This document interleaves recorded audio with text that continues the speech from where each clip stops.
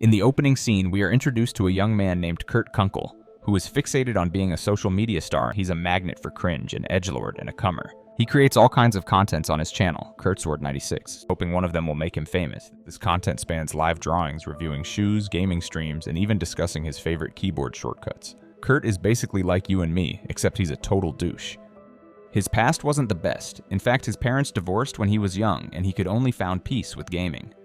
He always felt alone, and that's when he started to make content online. Kurt has been making this content for the last decade, yet his viewer count hasn't even broken 2 digits, adding insult to injury. A kid he used to babysit named Bobby is now a popular streamer, frequently broadcasting to a large audience. One day Kurt snaps, so he decides to give it one final attempt before giving up.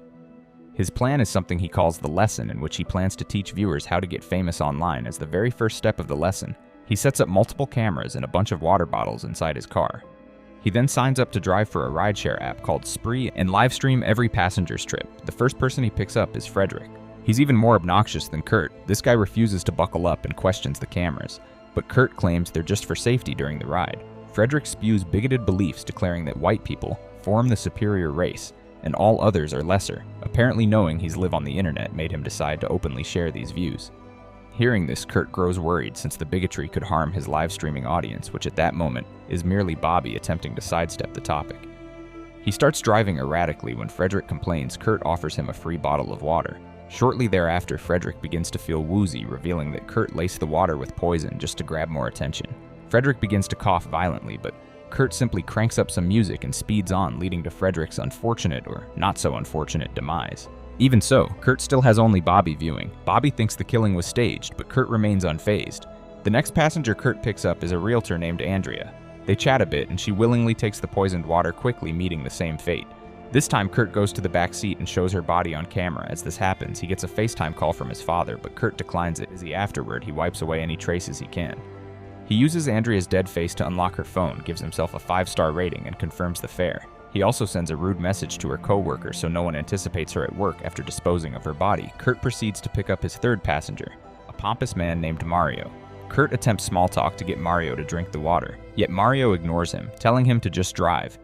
Even not long after Kurt reroutes to grab another passenger, Mario objects, but Kurt reminds him he agreed to a shared ride. The fourth passenger is Jessie, a famous influencer and stand-up comedian, but the moment she hears Mario flirting, she cancels the ride, seeing her leave.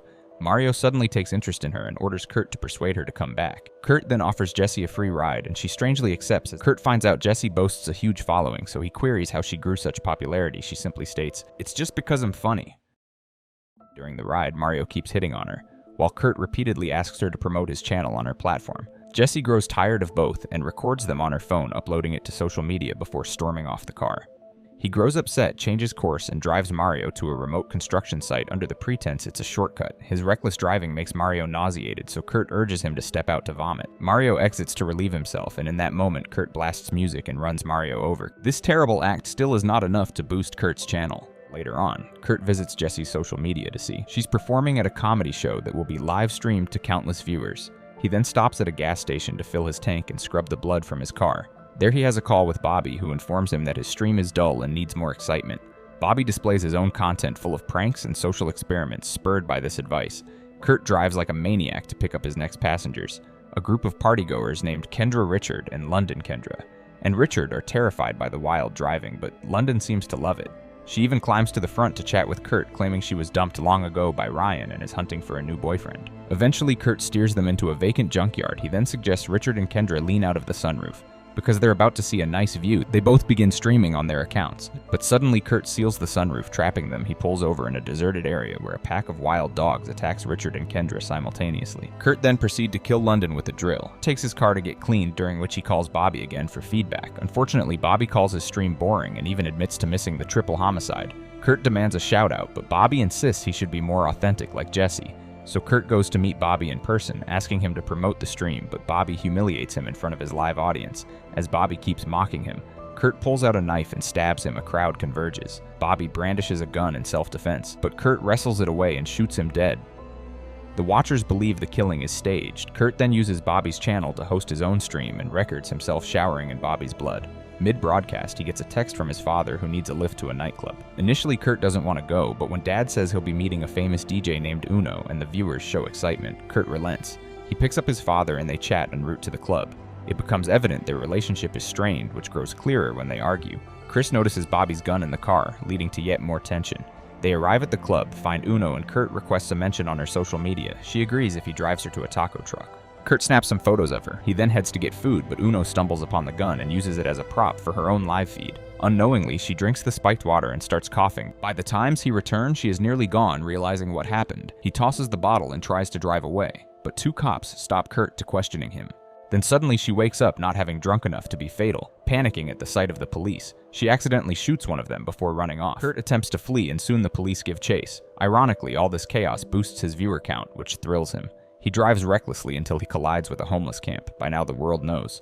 Kurt is behind a string of homicides, dubbing him the rideshare killer. Mike performs but fails to spark any laughs. When Jessie takes the stage delivering her act, Kurt is spotted in the shadows, live streaming after some jokes. Jessie recounts her spree ride with Mario, and Kurt ridiculing the desperation for online clout and underlining that real joy can't be found in digital approval, she states. No matter the view count, one is always scrutinized and loathed for others' entertainment. She smashes her phone on stage and drops the mic, apparently bidding farewell to social media.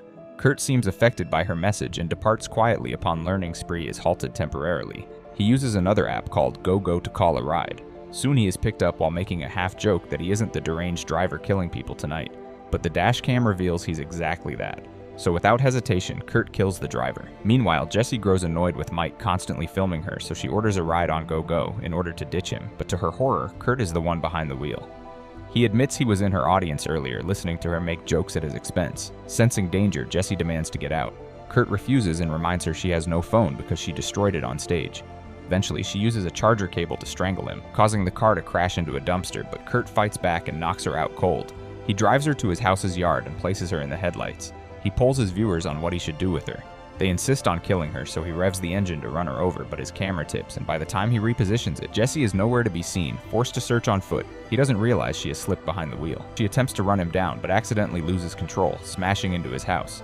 Kurt manages to duck into a room. Jessie encounters his drunk father, who is horrified to find Kurt's mother's corpse off screen. She was originally Kurt's first victim. Confronted by his father, Kurt grabs Bobby's gun from the car and shoots him dead.